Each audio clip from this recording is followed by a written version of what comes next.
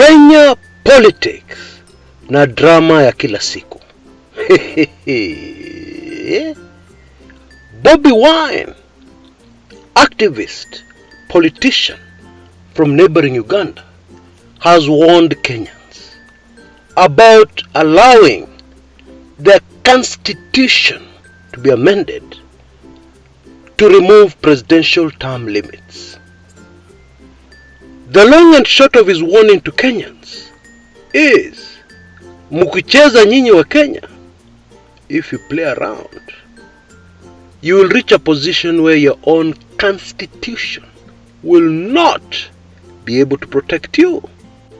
Like what is happening currently in Uganda, where there is a permanent president. And he's right, because it would just be mind-boggling if Kenyans can forget that in our history, we have never been successful in removing a sitting president in an election. It is impossible. And therefore, removing presidential term limits without kizungu mingi means that you will be actually voting for a president for life. It doesn't matter what their performance is. Once they're in power, removing them becomes impossible. And it doesn't matter how many of you don't support him. That is irrelevant.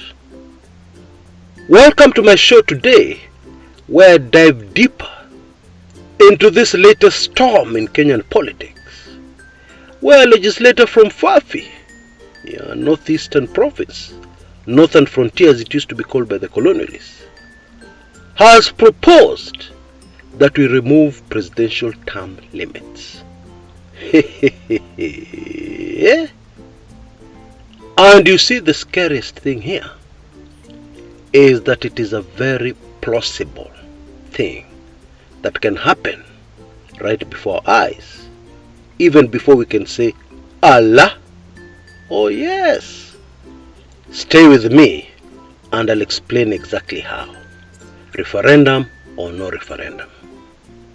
Now we're in our last 36 hours of that offer of all offers, offer of the decade, on my weekly intelligence briefings.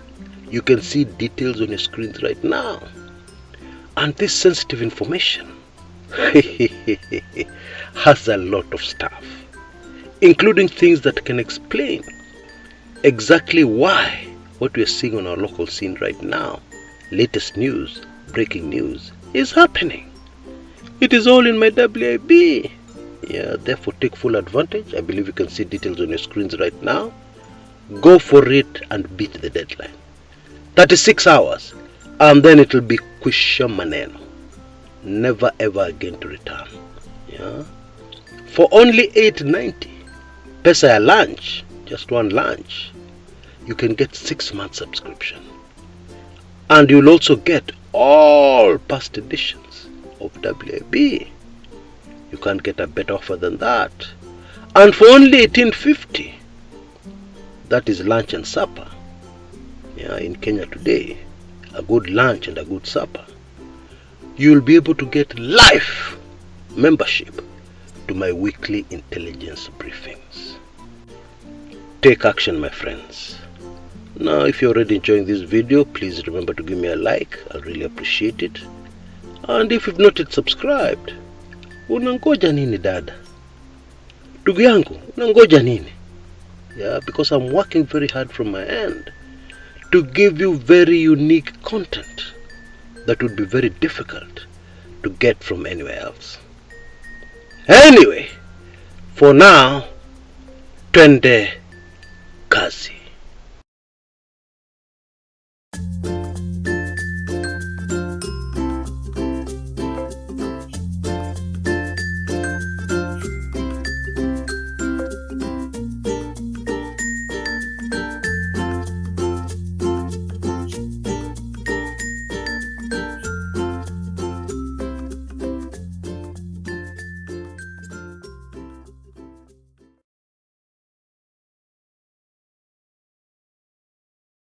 If I was to give a name to the UDA government strategy currently,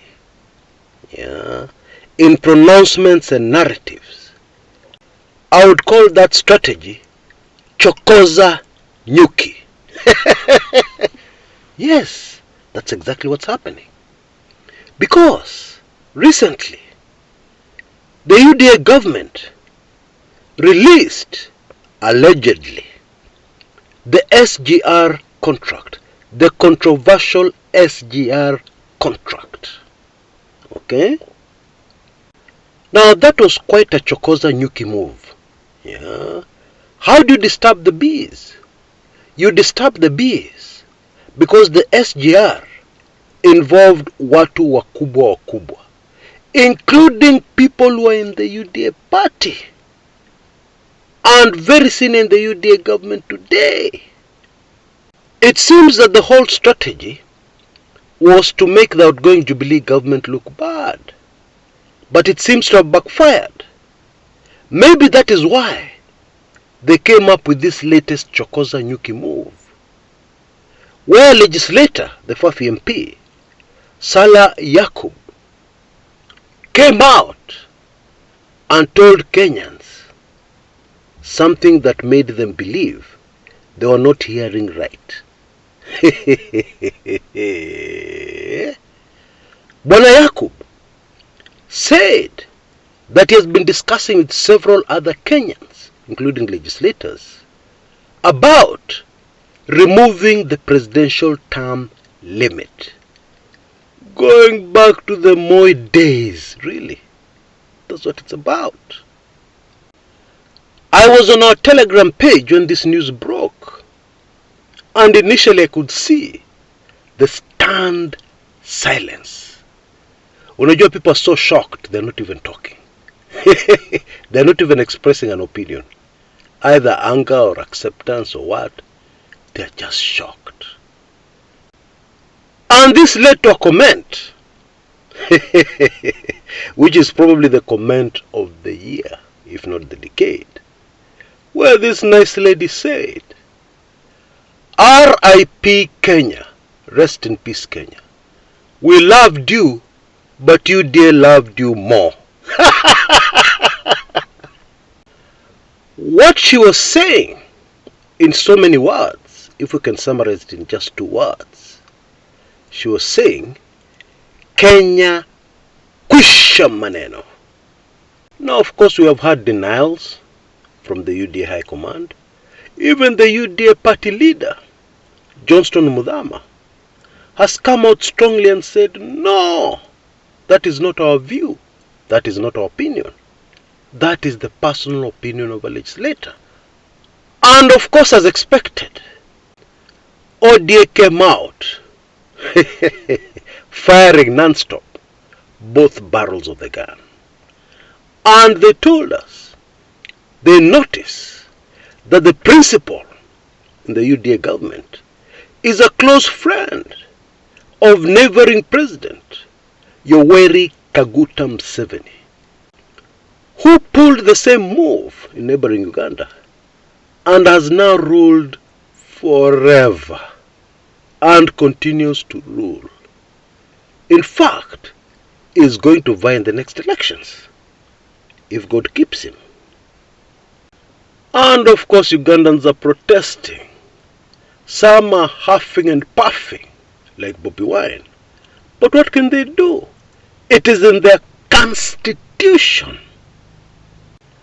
And now it appears that some legislators, and we believe they have very heavy, strong backing, want to include the same thing in the Kenyan constitution. That is assuming that this was not just hot air to release the pressure on the SGR mess. Because I know when UDA released the SGR document, a convenient part of it, just one of the financial agreements, they expected Kenyans to swallow it hook, line and sinker. But it didn't quite work out like that. They probably expected to extend the narrative that Uhuru Kenyatta was a very bad president. Hata SGR ilikuwa yake. Yeah, that didn't quite work out. Yeah, you see, Kenyans are very intelligent people. Kenyans hawana malenge for brains. No. Kenyans are smart. But if indeed this was a strategy to divert attention away from SGR Manenos, then it was yet another blunder. Because this extension of presidential term limit is something that most Kenyans can quickly link to the Ruto government and the Ruto presidency and Ruto policies. Very easily. No matter how many people deny. No matter how many press statements tell us that the official position is different. You see, Kenyan politics has a long history of small insignificant legislators starting to talk about something that ends up gathering momentum, and finally it is tabled in the House, and finally it passes or succeeds. When Moi wanted to remove his vice president, a man called Josephat Karanja, it all started with an MP of Embakasi at that time called David Mwenje standing up in parliament and talking about this Karanja guy and how he was betraying the nation, how he was not a suitable vice president. And even many legislators brushed him aside, not knowing this was just the first step, the first baby step. Within about 3 months, Karanja was gone. So we have a history, and this cannot be taken lightly.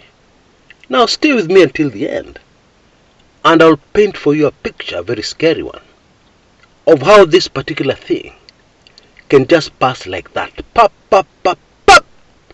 It is law. Of course, most of us are aware that this kind of thing, bless the people who put together our 2010 constitution, has to go through something called a referendum. But if this past election is anything to go by, referendum kitu gani? Itapita. If you know what I mean. Stick with me. We'll discuss that at the tail end of this video. Now, the problem we have in Kenya with reviewing laws, passing new laws, etc., etc., is that it is done with individuals in mind. It is done in such a way that it can never stand the test of time. Let me give you a very good example. In the 60s, legislators came up with an age limit for the presidency. Yeah, they proposed that at 35, you cannot vie for the presidency. Now, somebody sitting outside Kenya and not knowing what was happening in Kenya then would have said, these fellows are thinking. This is very brilliant. They know what they're doing, these Africans. Because generally speaking, before a person gets to the age of 35, they're not wise. They don't know anything. How can you elect such a person as president? Well done, Kenya. Actually, this was targeted at a Kenyan ambaye alikuwa anakuja na mbio ingine kasi sana. A man called Thomas Joseph Odhiambo Mboya, better known as Tom Mboya. There was no other reason or objective of this particular act of parliament going through. There was none. It was just Mboya, period. Mboya at that time was in his early 30s. Yeah, very brilliant leader. Very sharp and ahead of most people. In fact, his nickname was Sungura Mjanja. People were terrified of him. The Jomo Kenyatta administration was terrified of Tom Mboya. So this law was changed quickly. You can't vie for the presidency unless you're 35 and above. Now you see, these laws which are passed, targeted at people, are very short-lived.